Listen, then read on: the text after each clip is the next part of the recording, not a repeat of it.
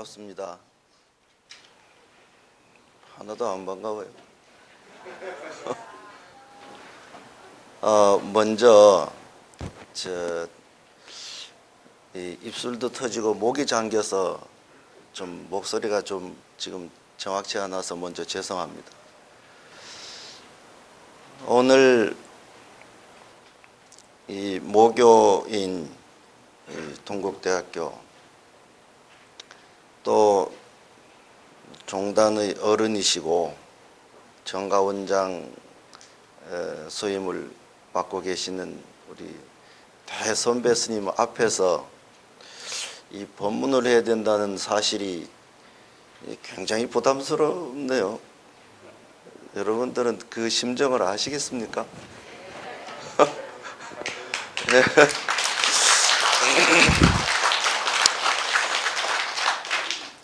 청중이 뭐 1000명, 2000명 앉아 있는 것보다 더 부담스러운 것이 한 분의 어른 스님이 계시는 것이다. 이거 참 쉽지 않은 일입니다. 근데 혹시 이 정각원에서 저하고 한번 만났던 분들이 계신가요? 여기에서.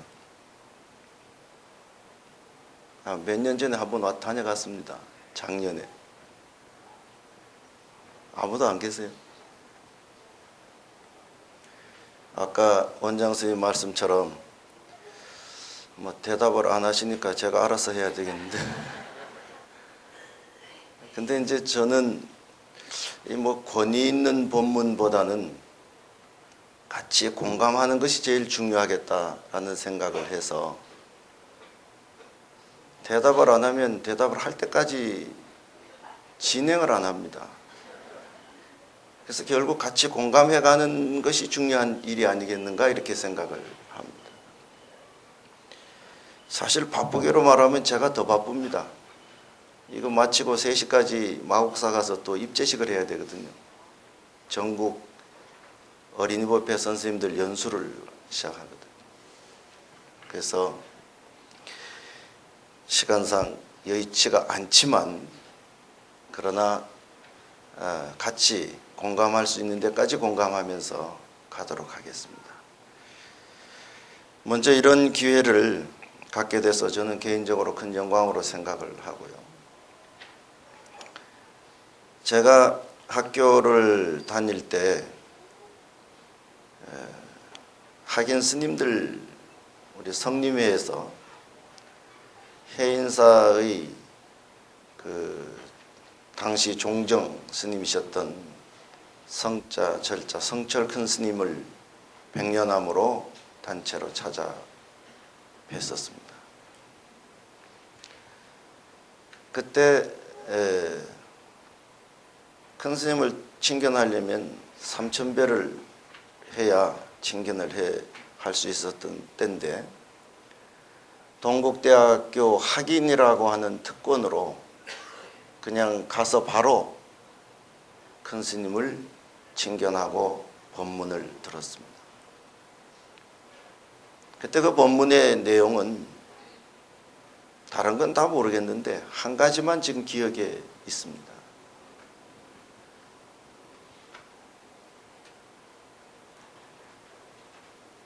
모든 동물의 왕이라고 하는 사자, 이 사자는 다른 동물의 공격을 받아서 죽는 일이 없다.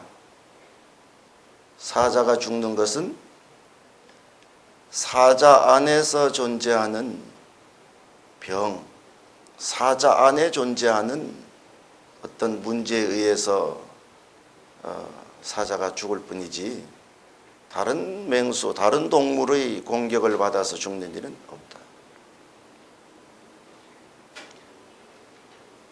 그와 마찬가지로 불교라고 하는 이 종교도 한 마리의 사자와 같아서 불교가 힘들어지거나 불교에 어떤 문제가 있다면 내지는 불교라고 하는 것이 만약 이 많은 사람들로부터 멀어지게 된다면 그것은 다른 종교와의 비교를 통해서 불교가 못해서가 아니라 불교 안에서 갖고 있는 병적 요소에 의해서만 불교는 힘들어지지, 다른 어떤 철학이나 어떤 종교, 어떤 논리도 부처님의 가르침을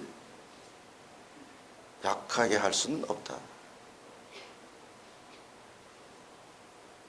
그렇기 때문에 그와 같은 부처님의 가르침을 배우고 또 널리 펴려고 하는 학인 스님들의 책임이 얼마만큼 중요한지를 잘 인식하라 라고 말씀을 하셨습니다.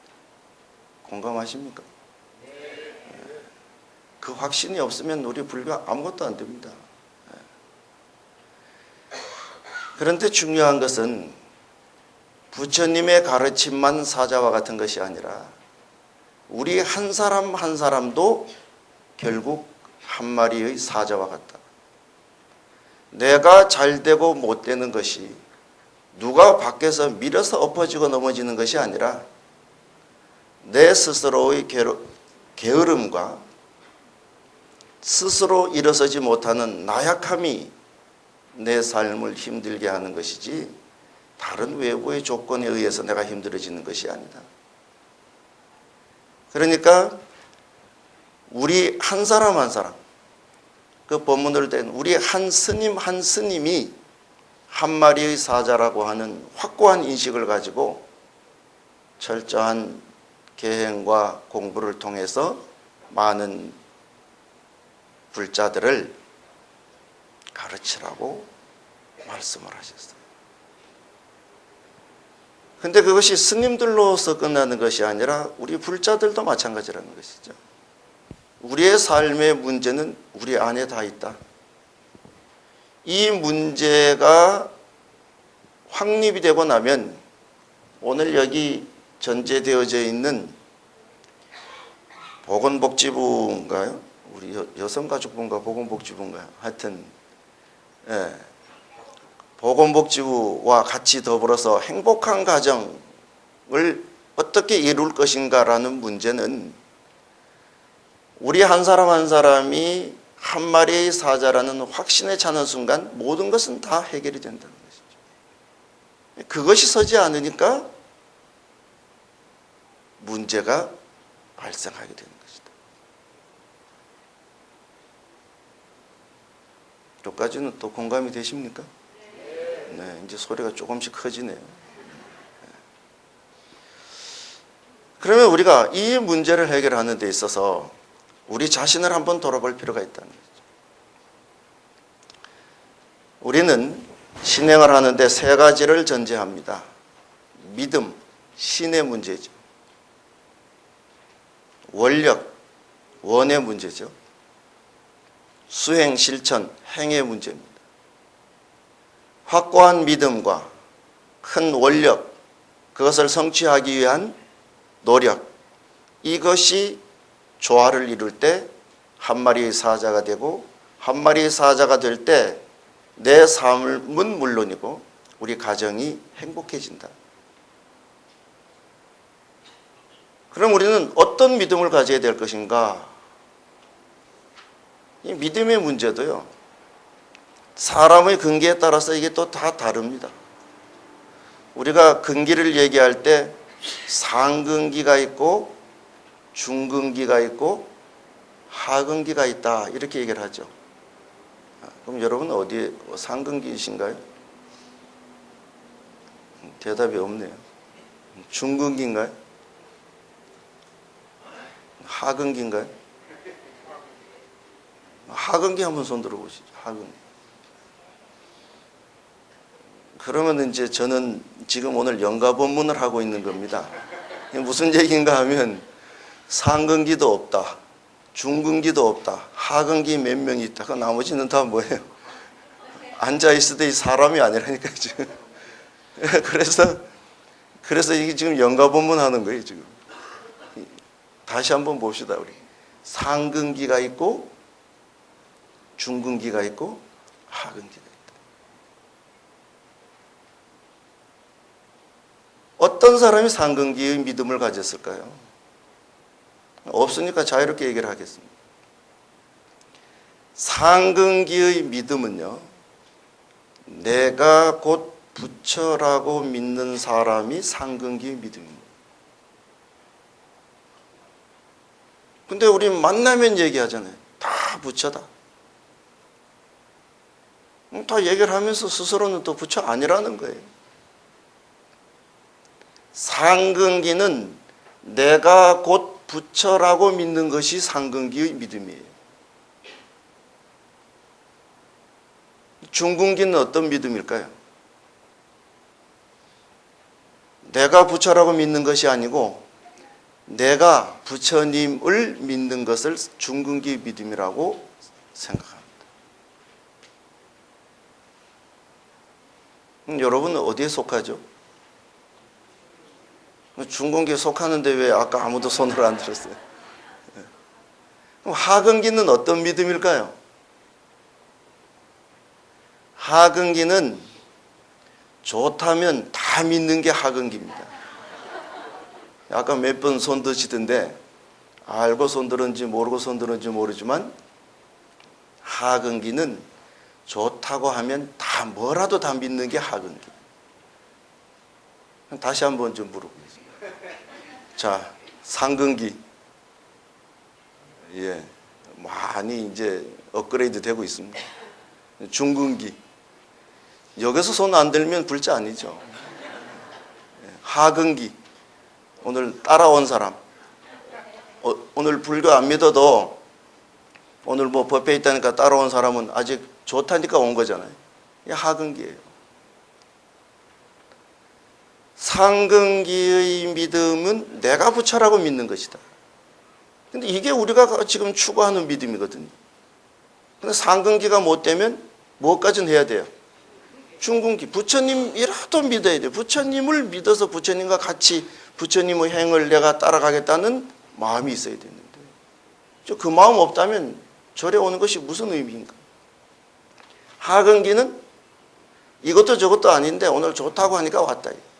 그렇게 왔든 저렇게 왔든 이제 어떻게 부처님을 믿겠다고 하면 하근기에서 중근기로 올라가게 되는 것이죠. 이제 믿음의 문제는 다 해결이 됐습니까? 이제 어디에 서 있는지 아시겠죠? 다 앉아 있으니까 다 앉아 있네.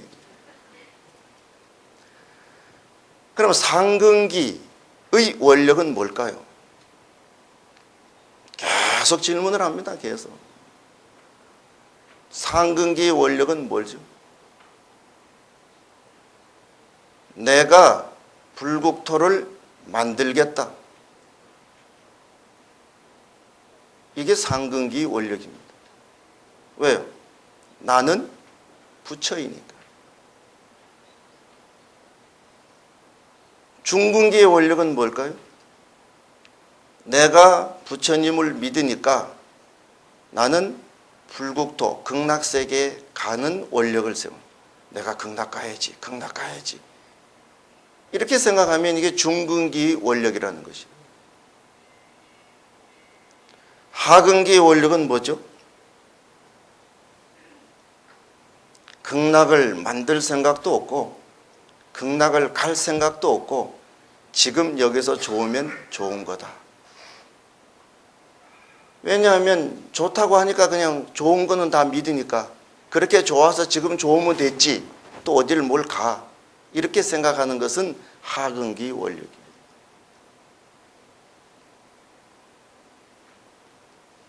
그럼 상근기의 실천은 또 뭘 거죠?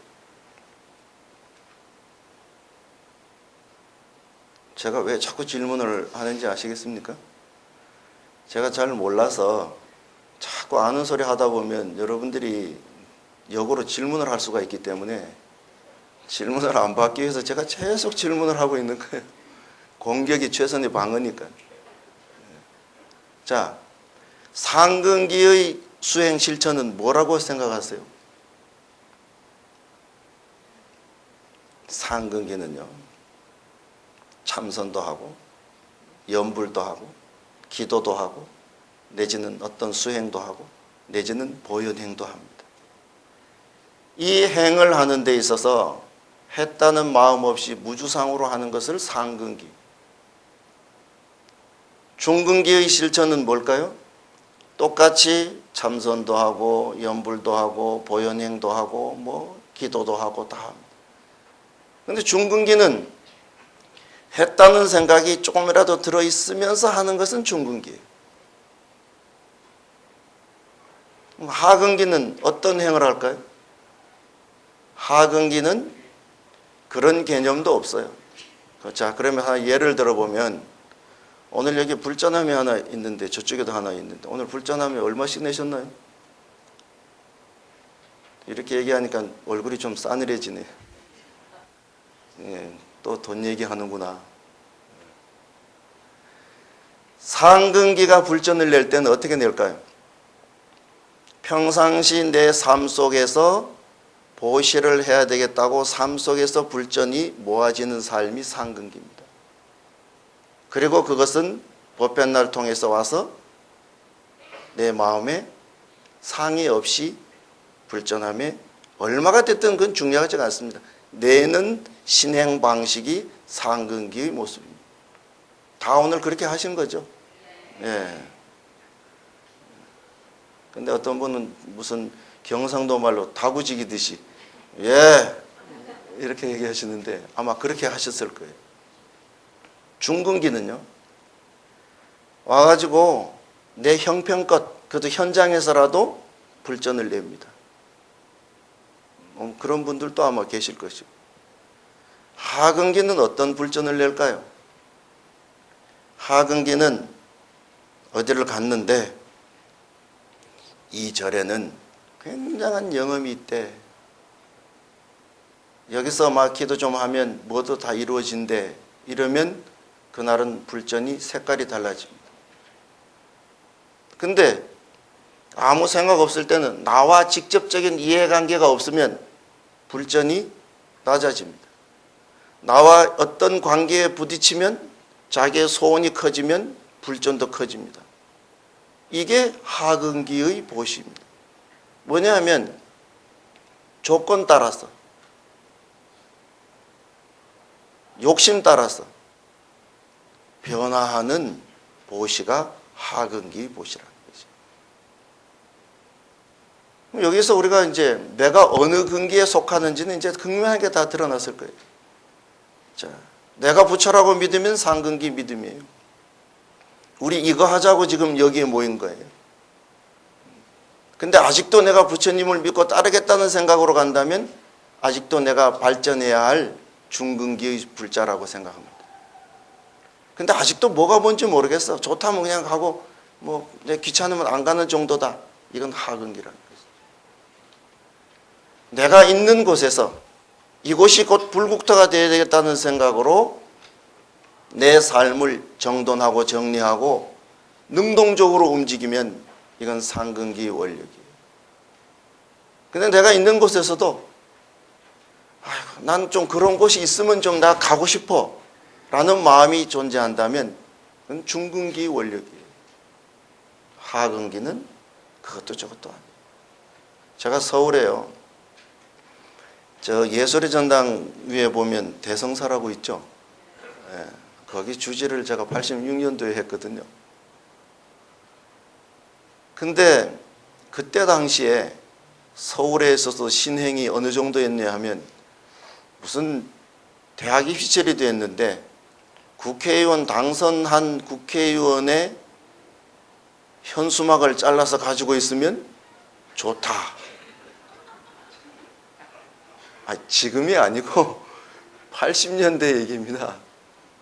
그 정도였었어요. 그것도 강남에서. 근데 어느 날 하루는 어떤 신도가 와가지고 가사를 좀 잘라달라는 거예요. 왜 잘라달라고 하는지 아시겠죠? 그런데 그 신도가 그 신도의 마지막 모습이 어땠는가 하면 결국 원하는 대로 안 되니까 원하는 대로 아이가 대학도 못 가고 뭐하고 하니까 개종을 했어요. 개종을 하고 나서 얼마 안 돼서 뒤에 후문을 들으니까 병이 왔어요. 그리고 얼마 안 돼서 세상을 떠났다는 소식을 들었습니다. 우리가 믿음을 가지고 신앙을 한다라고 하는 것은 분명히 자기의 어떤 주체적 한 마리의 사자를 우리는 추구하고 있는데, 결국 믿음을 가지고 가는 사람들은 그때그때의 형편과 상황에 맞춰서 내 이익만 추구하는 그런 기복적인 신앙으로 가게 되니까 자기 중심을 잡지 못하게 되고, 자기 중심을 잡지 못하는 한 그 삶은 행복할 수 없고, 그 삶이 행복할 수 없는 한 그 가족, 그 가정 또한 행복할 수 없다. 그래서 저는 행복한 가정을 위한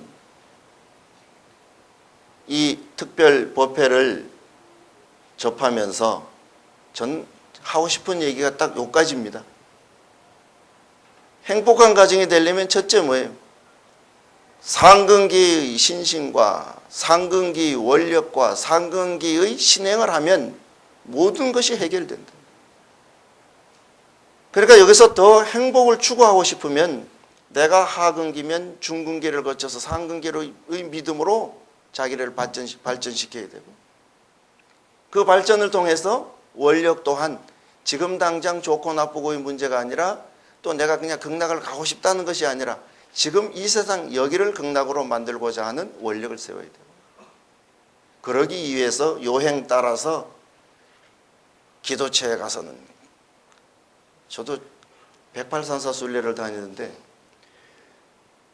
한 1000명 데리고 다녔거든요. 그랬는데 절에 와가지고는 1000원짜리 내는 사람이 다른 절에 가가지고 꼭 5000원, 10,000원을 내더라고요. 그래서 내가 속이 좀 좁아가지고, 야, 저걸 어떻게 우리 절로 돌리나 이렇게 생각을 하려고 했지만 그렇게 해가지고 될 문제가 아니다. 그래서 제가 사찰순례 갈 때마다 이렇게 얘기를 합니다. 여기는 기와불사도 하고, 여기는 무슨 백일기도도 접수하고, 무슨 불사도 하니까 많이 하세요. 이러니까 신도들 사이에서 어떤 반응이 나오냐 하면, 스님, 우리 빚도 많은데 뭘 다른 데 자꾸 하라고 하세요? 그래서 이게 맞구나. 내가 끌어안으려고 하니까 하나도 이게 잡아지지가 않더니 다 놔버리니까 오히려 안으로 들어오는구나. 그 다음부터는 무조건 절에 갈 때마다 여기도 힘들고 어려우니까 여기도 좀 해주고, 여기도 어려우니까 여기도 해주고, 그래도 기와는 하나 해야지, 막 이렇게 얘기를 하면 신도들이 오히려 그 절에 조금이라도 마음을 내요. 우리도 우리의 신행을 어떻게 잡아갈 거냐, 이것을 한번 고민하는데, 다른 내용 아무것도 없습니다. 다른 내용 없고, 오늘 내가 하고자 하는 얘기는 여기서 끝입니다. 이 이상 더 이제 다른 얘기 필요할까요? 진짜 대답 안 하네. 진짜 필요할까요? 더? 필요하지 않습니다. 필요하지 않는데 시간을 채워야 되니까 할 수 없이 뒷얘기를 하는 것이에요. 맞죠? 하는 소리가 아니라, 맞죠? 이 중심만 서버리면 행복합니다. 이 중심만 서버리면 우리는 모든 문제를 다 해결할 수 있습니다. 그런데 여기서 마치면 시간이 안 맞아가지고 안 되니까 조금 사족을 붙여보자. 그래서 지금 몇 가지만 더 말씀을 드리고 이 법회를 마무리할까 합니다. 첫째, 행복한 가정을 위한 우리의 마음가짐. 첫 번째는 모든 것에 감사하자. 이것은 어찌 보면 삶의 근원입니다.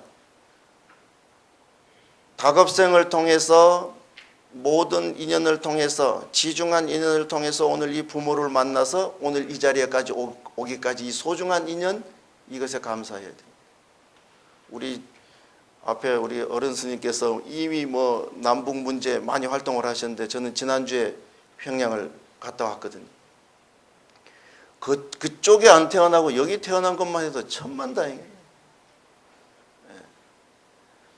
지금 이 시간에 여기에 와서 법문을 들을 수 있는 시간을 낼 수 있는 사람이 과연 우리나라의 몇 프로가 될까요?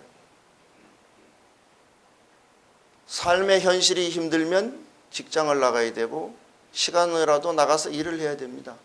근데 이 정기 법회에 참석할 수 있는 것만 해도 너무너무 행복한 일이에요. 감사할 일이에요. 저는 가끔 이런 생각을 해요. 자, 부처님과 중생이라고 하는 차이는 뭘까? 우리는 뭐 한마음 차이라고 얘기를 하는데 제가 생각해 보니까 그래요. 감사하는 마음이 넘치는 사람은 부처님이에요. 근데 뭔가 부족한 생각, 불만, 아쉬움, 무엇에 대한 갈구, 생각에서 이게 넘치면 이게 중생인 것 같아요. 지금 이 순간 내가 감사하다, 너무너무 고맙다, 감사한 일이다, 내 삶에 있어서 이보다 더 감사할 수는 없다 라는 감사가 넘치면 뭐라고요? 부처님이에요. 그럼 지금 여러분은 부처님입니까? 중생입니까? 지금 이 순간 아직 밖에 비가 안 오는데 물으니까 궁시렁 하는데 지금 이 순간 우리는 뭐예요? 지금 이 순간마저도 뭔가 불만이 있고, 불만이 있을 수는 있죠. 법문을 못한다 뭐 이런 불만은 있을 수 있는데 그것 말고 아직도 내 삶 속에서 불만이 존재한다면 이건 중생이에요. 지금 이 대웅전에 앉아서 법문을 듣는 이 순간마저도 내가 감사함을 느끼지 못한다면 이건 중생이에요. 그러나 오늘 이 자리에 모여서 법문을 듣고 내가 부처님과 함께 할 수 있다는 것, 이 감사를 느끼면 곧 부처님이 되는 것이에요. 저희는 제를 지내고 나면 49제 지내고 나면 마지막에 이제 주지스님하고 마지막 면담을 하고 가는데요. 마지막에 제를 다 마치고 오면 꼭 이 이야기를 합니다. 자, 행복이라고 하는 것은 무엇일까? 행복은 내가 무엇을 얼마만큼 가졌느냐 못 가졌느냐 하는 그런 조건의 문제가 아니고 행복은 곧 시선이다. 시선. 어떤 시선일까요? 내가 나와 비슷한 처지에 있는 사람을 그냥 바라보면 어떻습니까? 그냥 그렇습니다. 그 사람도 나도. 그런데 나보다 형편이 나은 사람을 쳐다보면 행복할까요? 불행할까요? 행복할까요? 불행할까요? 마음이 편치는 않겠죠. 그런데 나보다 형편이 조건이 안 좋은 사람을 내려다보면 어떻게 될까요? 행복해집니다. 왜냐하면 요즘 같은 경우에는 소위 말해서 호상으로 돌아가신 경우보다 교통사고 현장 이런 데서 참 젊은 나이에 세상을 떠는 경우가 많은데, 그런데 그런 상황 속에서 저는 뭐 개인적인 얘기를 해서 좀 그렇습니다. 저는 제가 2살 때 아버님이 돌아가셨어요. 어떻게 돌아가셨느냐 하면 강원도, 저는 양양이 고향인데 촌이죠. 근데 그 당시에 산불이 났는데 저희 아버님이 동네 이제 이장을 하셨다는 거죠. 동네 분들하고 불 끌어 올라갔는데 한 분만 희생이 된 거예요. 그래서 사실 아버님의 얼굴을 모릅니다. 사진을 통해서만. 근데 죄를 지내러 오는 사람들 보면 갓난아기보다는 다 큰 사람들이 이제 아이들이 있을 경우에 내가 얘기를 하죠. 나는 사실 내가 2살에 아버님이 돌아가셔서 얼굴을 모른다. 근데 벌써 중학교, 고등학교, 대학교면 나보다는 낫지 않냐. 그러니까 내가 시선을 어디로 두느냐에 따라서 나는 행복하기도 하고 불행하기도 합니다. 우리가 행복에 겨워서 막 자만심이 올 때는 쳐다보면서 자기를 자제하고, 너무너무 힘이 빠져서 더 이상 좌절의 늪을 헤어날 수 없다고 생각할 때는 나보다 더 못한 사람을 내려다보면서 자기를 추스릴 줄 아는 이 힘을 갖는 것이 우리가 기도를 통해서 얻을 수 있는 지혜다. 그러니까 행복과 불행이라고 하는 것은 얼마를 가졌느냐 못 가졌느냐의 문제가 아니다. 내가 시선을 어디로 두느냐에 따라서 나는 행복하기도 하고 불행하기도 하고. 그러니까 첫째는 이 모든 것의 상황을 돌아볼 때 감사하는 마음을 가지고 살면 부처님이에요. 그러나 불만을 가지고 살면 중생이다. 행복한 가정을 만들기 위해서 첫 번째로 생각해야 될 것은 모든 것에 감사하자. 감사하는 마음을 가지자. 두 번째는요, 서로 신뢰하는 마음을 가지는 이 가정의 기초입니다. 이제. 신뢰가 없는 가정은 행복할 수 없습니다. 아마 이 얘기를 하면 여러분들도 한번 들었을 얘기일는지 모르겠습니다만, 틱나탄 스님 여러분들 잘 아시죠? 서울에서 법회를 여러 번 하셨기 때문에 아마 들으셨을 텐데, 그때 오셔서 이런 법문을 하세요. 베트남에 전쟁이 났는데 옛날에, 그래서 이제 젊은 남자들을 징집을 했다는 거예요. 근데 한 청년이 결혼 초에 신혼의 꿈에 젖어 있고 아내는 만삭이 되어서 곧 출산을 앞둔, 근데 그때 이 청년이 징집을 당해서 전쟁터로 가게 됐다. 그래서 한 3년인가 전쟁을 하고 전쟁이 끝났는데 다행히 전사를 하지 않아서 다시 집으로 돌아왔어요. 집으로 돌아와 보니까 아내가 아들 하나를 낳아서 잘 기르고 있거든요. 그래서 너무너무 감사해서 아내에게 가서 장을 좀 봐와라. 조상님께 감사히 제사를 지내자. 그리고 아내가 장을 보러 나간 사이에 우리에게 거사님들이 많이 계시는데, 이런 상황이 되면 그 아이에게 첫 번째 무슨 질문을 할 것 같습니까? 네 이름이 뭐냐? 이거 물어볼 것 같습니까? 그게 아니고, 자, 아빠라고 불러봐. 왜요? 제가 아빠 맞잖아요. 아빠라고 불러봐.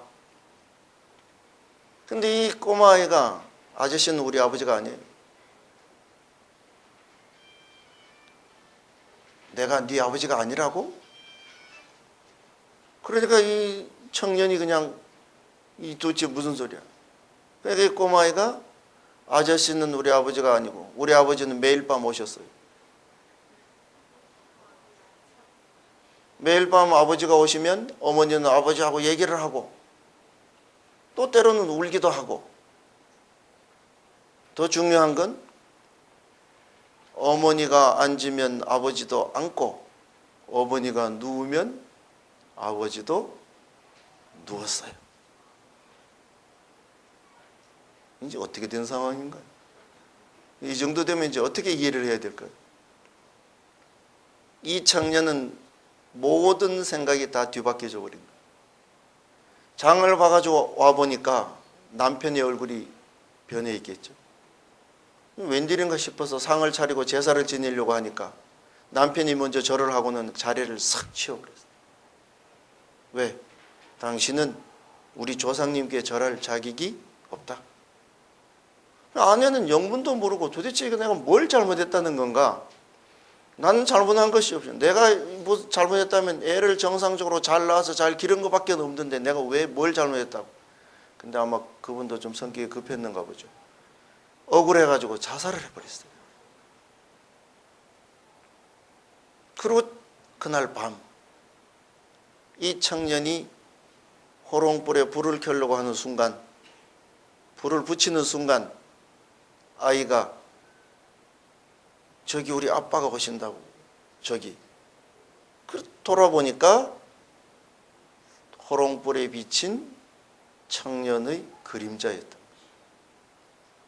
아이가 태어나서 아빠를 찾고 아빠에 대한 개념이 서기 시작했는데 아빠는 오지 않고, 그러니까 아빠를 찾으니까 엄마는 낮에는 어떻게 할 수 없으니까 밤에 불을 켜면서 자 저기 너희 아빠가 오셨다 뭐 그러면서 이런 말 저런 말. 왜 울었겠습니까? 언제 올렸는지, 오기는 올렸는지, 기약도 없는 그 한탄 속에 눈물이 나오고, 그러니까 엄마가 앉으면 아버지도 앉고 엄마가 누우면 아버지도 누웠던 것이죠. 신뢰라고 하는 것은 가족 내지는 사회 혹은 단체 어디에 있어서도 마찬가지죠. 그러나 행복한 가정을 위한 전제 조건의 두 번째는 믿음이다. 그런 의미에서 다들 확실한 믿음을 가지고 계시죠? 예. 근데 이제 이럴 때 물으면 다 예 이러는데 집에 돌아가서는 또 그 믿음이 그렇게 높아지지 않는가 보더라고 보니까. 근데 확실한 믿음만이 행복을 가져온다.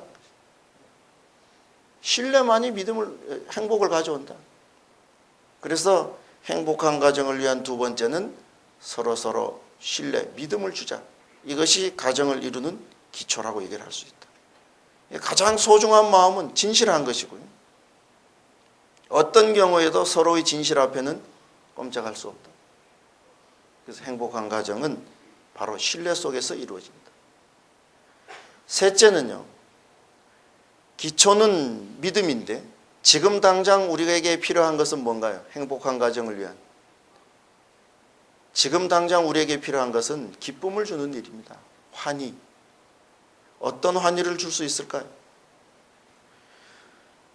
우리의 삶 속에는요, 기쁨도 순간이고 슬픔도 순간입니다. 그래서 무상하다 이렇게 얘기를 하는 것이죠. 기쁨도 순간, 슬픔도 순간. 근데 우리는 한번 기쁨을 주면 그 약효가 영원히 갈 거라고 생각을 한대요. 누가? 우리 남자분들이 그런다네요. 그러니까 신혼 초에 한번 꽃을 한번 사다 주면 그 꽃을 한번 사다 줄 때의 그 기쁨이 이 흰머리 될 때까지 유효할 거라고 생각을 한다는 거예요. 근데 보살님들은 어때요? 그건 이미 과거 전생의 일이고 지금 당장 어떤 기쁨을 주고 어떤 환희를 줄 거냐. 그러니까 이벤트가 많이 필요하다. 오늘 부처님 말씀하는데 감경이 어떻고 금강경이 어떻고 이래야 되는데 이벤트가 필요하다 이러니까 좀 분위기가 좀 썰렁하죠. 근데 행복한 가정에는 이게 금강경보다 지금 더 급한 문제예요, 지금. 오늘 집에 뭔 이벤트를 들고 들어갈 겁니까? 평상시에 우리가 그게 습관이 안 돼 있으면 그것도 잘 안 된다고 그러더라고요. 근데 어떤 것도 영원하지 않으니까 항상 아까 맨 밑에도 인생에는 오르막과 내리막이 있다. 기쁨과 슬픔이 있는데 항상 기쁨을 향해서 마음을 들지 않으면 순간 바로 슬픔으로 내려버려요. 매 순간을 항상 기쁨을 줄 수 있는데 관심을 가지는 것. 이것이 세 번째의 요건이다. 공감하십니까? 근데 대답은 공감하는 것 같은데 표정은 그다지 공감이 안 되는 것 같아요. 그래서 이 박수도 이제 소신 있는 박수가 있고 소신이 없는 박수가 있거든요. 지금 치는가 봐. 근데 진짜 쳐야 되거든요. 어디서 치듯이. 저 북쪽에서 치듯이. 진짜 박수를 치면 없던 소신도 생겨요. 소신 한번 생겨보시죠. 어떻게 되나.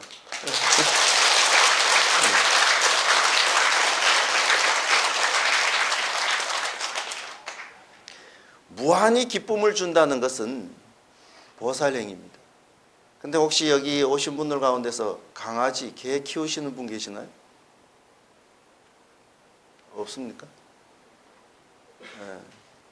저희 절에는 개를 키우는 보살님이 한 명이 있는데 심지어 개보살이다 이렇게 말할 정도로 하여튼 강아지라고 하면 우리 흔히 하는 말로 뭐 어떻게 얘기를 해야 되나 하여튼 죽고 못 산다.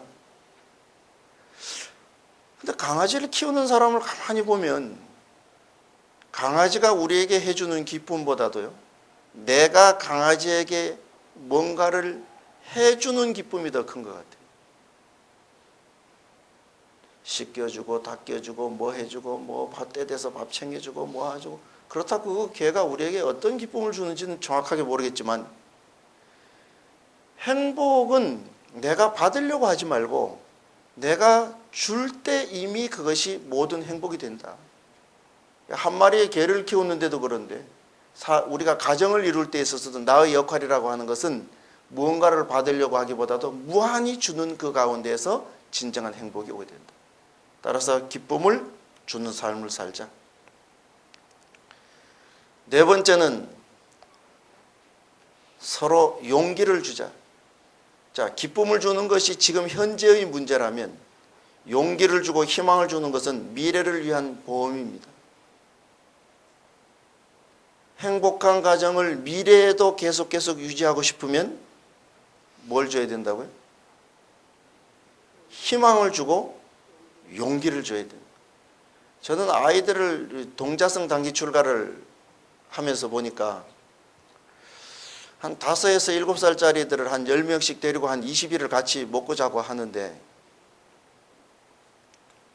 참 애들이라고 하는 건 예쁠 때는 한없이 예쁜데 안 예쁠 때도 있습니다 보니까. 근데 보살님들은 예쁜 것 일변도로 나가는지 모르겠는데 솔직히 우리 여기 거사님들은 예쁠 때도 있지만 뭐 그럴 때도 있다. 근데 그 아이를 보면 말을 안 듣는 애도 있고 듣는 애도 있고 들을 때도 있고 안 들을 때도 있거든요. 이 순간만 보면 이거 진짜 내가 키워야 되나 말아야 되나, 얘들하고 동자성을 해야 되나 말아야 되나. 그래도 희망을 주고 잘한다 하고 용기를 주는 것은 왜 그래요? 이 아이가 커서 나중에 불자가 되고 더 나가서 출가를 했으면 좋겠고 안 그러면 이 세상에 인물이 됐으면 좋겠다. 그러니까 무한히 계속해서 어떻게 용기를 주면서 지금을 잊고 지나가게 되는 거죠. 그러니까 아이들이라고 하는 것은 끝없이 성장해가는 과정 속에 있기 때문에 진짜 행복한 가정을 이루려고 하면 미래를 위해서 할 수 없이 지금 끊임없이 희망을 주고 용기를 주면서 지금 당장 마음에 들지 않는다 하더라도 그걸 안고 가야 되는 것이죠. 지금 당장만 보면 필요 없을 것 같아도 가장 마지막까지 함께하는 것은 가족밖에 없다는 거예요. 그렇기 때문에 미래를 생각한다면 지금 당장은 힘들고 어렵더라도 무한한 희망과 무한한 용기를 주는 삶을 살아야 된다. 결국 용기를 주고 희망을 주는 것만이 그 미래를 담보할 수 있다. 결혼을 할 때 거사님들은 잘 모르겠는데 보살님들이 이런 얘기를 해요. 어린이 법회 선생님들이 결혼을 하고 나서 와서 하는 얘기 중에 하나는 결혼하면 뭐가 좋으냐 이렇게 물으니까 이제 내 편이 하나 생겨서 좋다. 맞습니까? 내 편이 하나 생겨서 좋다. 근데 그게 내 편입니까? 남편이라니까. 말이 좀 이상하죠? 내 편이 하나 생겨서 좋다고 생각했는데 부르기는 뭐라고 불러요? 남편이라니까요. 묘하죠 이게. 내 편이 하나 생겨서 좋다는 얘기는 뭐예요? 그래도 희망과 용기를 주면서 서로 다독일 수 있는 힘의 원천이 하나 생겼다는 거예요. 결국 그 힘으로 인해서 행복한 가정을 이루어가는 것이죠.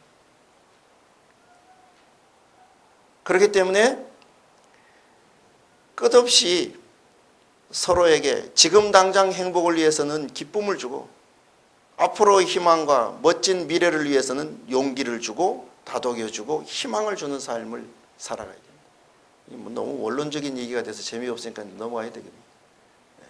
그 다음에 마지막 한 가지, 서로 지혜를 주자. 지혜를 주자라고 하는 것은요, 방편을 나누자. 이걸 더 그냥 일상적인 용어로 바꾸면 대화를 많이 하자, 그 말이에요. 소통이 돼야 되거든요. 이미 부처님께서 말씀하시기를 우리 안에 모든 지혜와 모든 지식은 우리 안에 다 들어있잖아요. 그렇기 때문에 자기 안에 있는 그 무한한 지혜를 서로 공유하는 과정을 통해서 해결하지 못할 일은 아무것도 없다. 또 우리가 살아가는 가정의 모든 문제는 결국 두 사람의 이야기 바깥에 다른 사람이 누가 와서 해결해 주질 않는다. 그렇기 때문에 행복한 가정을 위한 마지막 한 가지는 서로가 가지고 있는 지혜를 나누는 일입니다. 대화를 나누는 일입니다. 좋은 방법을 모색한 완전한 한 가족을 이룰 때 있어서 함께 사유하는 것. 결국 두 사람이 머리를 맞대면 해결하지 못할 일은 아무것도 없다는 것이죠. 근데 대화가 안 된다 그래요, 두 분이 서로. 근데 여기서 한 가지 좀 물어봐야 될 건, 부부싸움을 하십니까?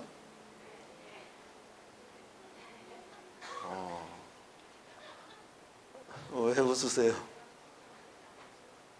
아니, 저는 이해가 안 돼요.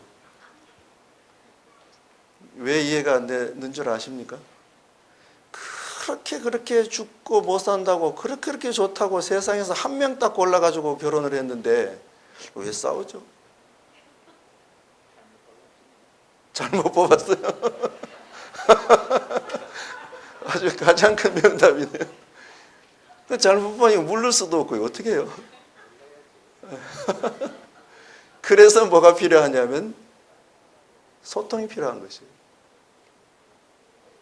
이 마음속에 화해의 내용이 다 들어있다니까요. 안 들어있는 건 없어요. 다만 완전하게 자기 자신과 상대를 하나로 만들어내지를 못해서 문제인 것이지, 소통이 안 돼서 문제인 것이지, 이 해결하지 못할 문제는 아무것도 없다는 것이죠. 그렇기 때문에 행복한 가정을 위한 마지막 한 가지는 서로가 가지고 있는 지혜, 그 마음속에 있는 누구도 범접할 수 없는 그 소중한 그 마음속에 있는 지혜를 나누면 우리 가정에서 이해하지 못하고 해결하지 못할 문제는 아무것도 없다. 이게 그냥 나름대로 생각하는 행복한 가정을 위한 5가지의 제언입니다. 딱 맞춰서 종을 치네요. 이제 완전히 종 쳤습니다. 이제. 근데 종을 쳤는데 여기서 종 친다고 딱 맞추면 이게 또 곤란한가 봐요. 그래서 한 10분은 더 가야 될 것 같아요. 어떻게 해야 되나요? 10분 더 가도 되겠습니까? 네. 아까보다는 조금 더 소신이 있는 박수가 됐는데 마지막 한 번은 진짜 소신 있는 박수로 마치도록 하고, 지금은 치지 마시고. 네. 자, 행복한 가정을 위한 제언 결론입니다. 제가 통도사에 살 때 방장 스님은 월자 하자 월하 방장 스님이 계셨습니다.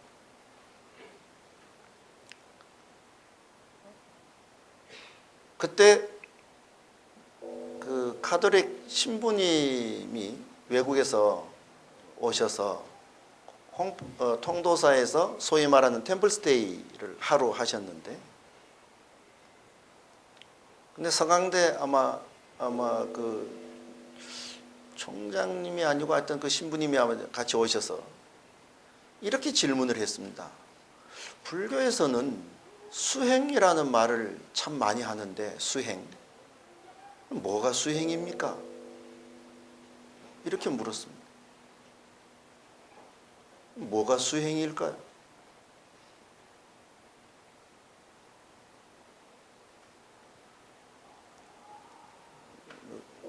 이렇게 조금만 끌면 10분 될 것 같아요. 수행이라는 말을 많이 하는데 뭐가 수행입니까? 무엇을 수행이라고 합니까?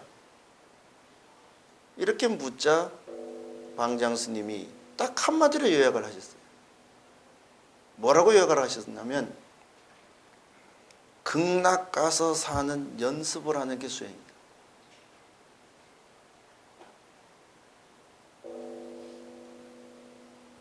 우리가 컴퓨터 요새 컴퓨터 만 열면 세상 모든 정보가 그 속에 다 들어있잖아요. 근데 아무리 컴퓨터 안에 인터넷을 통해서 모든 정보를 다 만날 수 있다 하더라도 그 인터넷을 활용하는 방법을 모르면 어떤 정보도 얻을 수가 없습니다.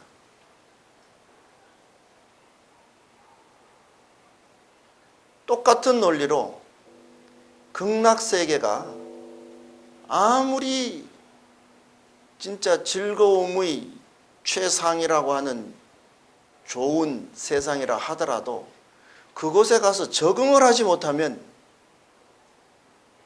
극락이 아니라는 거죠. 자, 예를 들면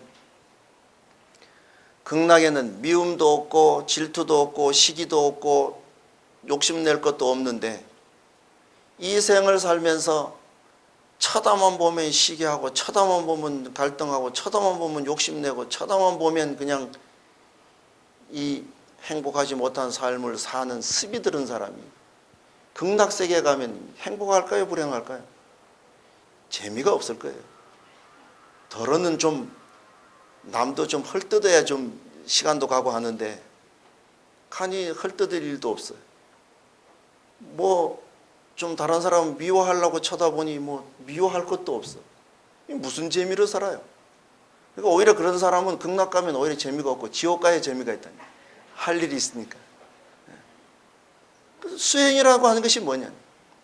극락 가서 살 수 있는 연습을 하는 것이 수행이다.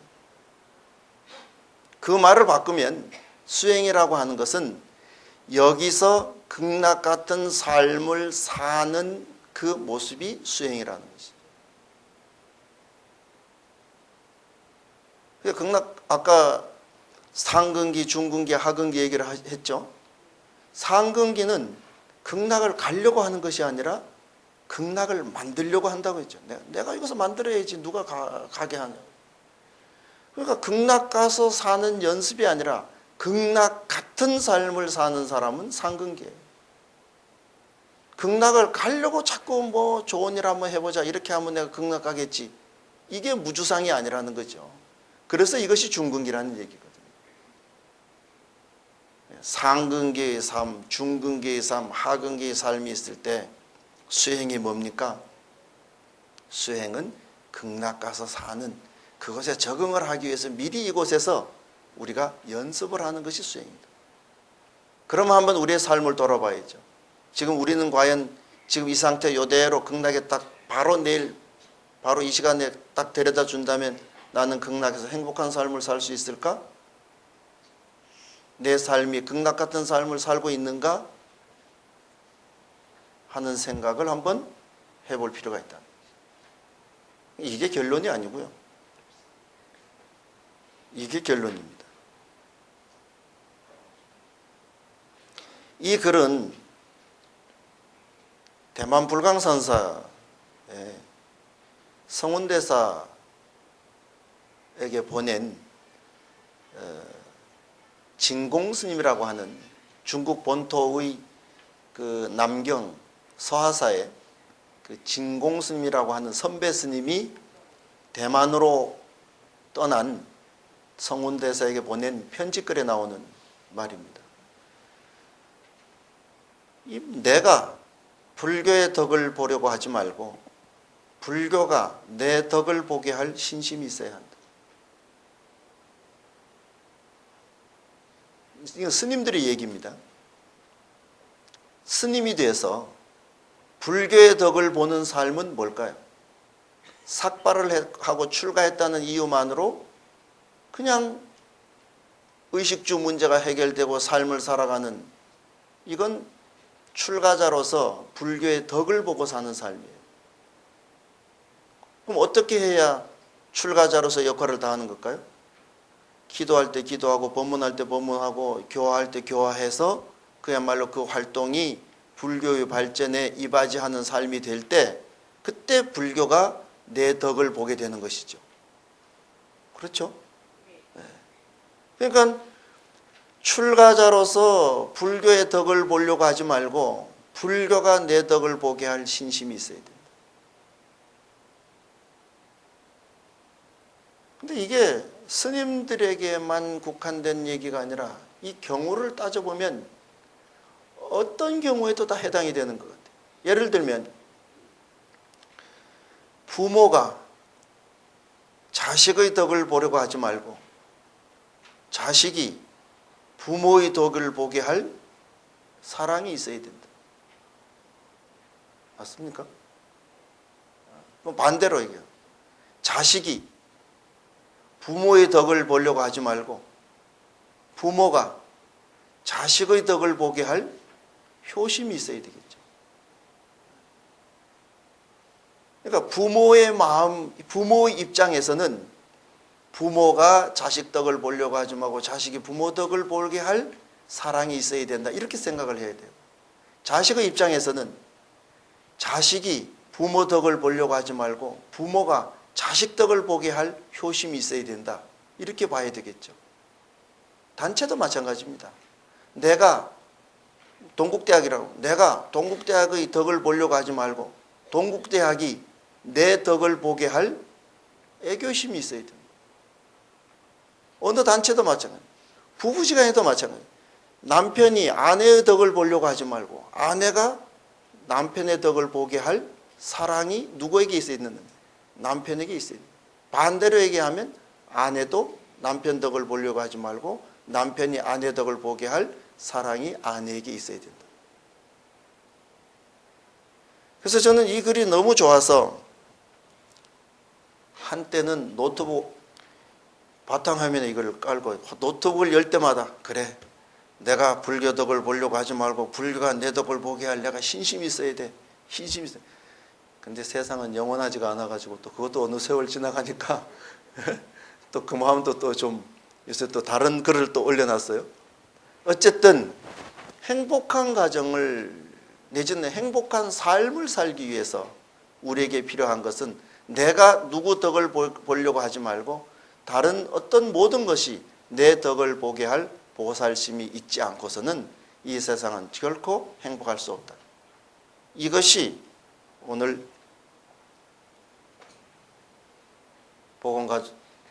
보건복지부와 함께하는 행복한 가정을 위한 행복한 삶을 위한 행복한 우리의 인생을 위한 마지막 그 결론이라고 생각을 하고 이쯤에서 얘기를 접도록 하겠습니다. 두서없는 말 감사합니다.